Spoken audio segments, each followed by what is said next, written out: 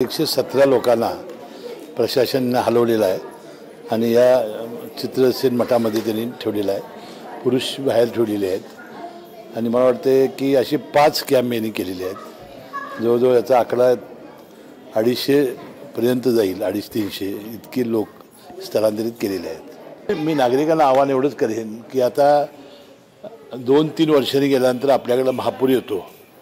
आपल्या कोल्हापूर जिल्ह्याची एक विशिष्ट परिस्थिती आहे।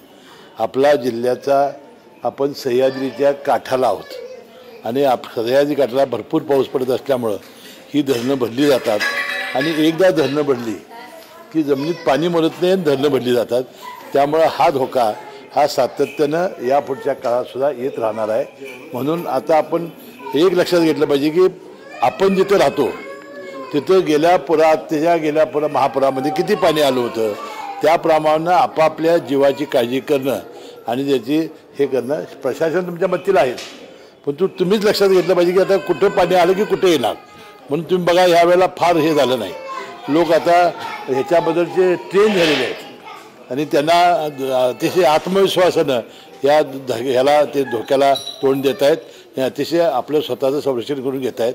प्रशासन त्यांच्या मागे ठामपणानं उभं आहे। अशाच नवनवीन अपडेट्ससाठी डिजिटल कोल्हापूर चॅनेलला सबस्क्राइब करायला विसरू नका। आमच्या फेसबुक, इन्स्टालाही नक्की फॉलो करा।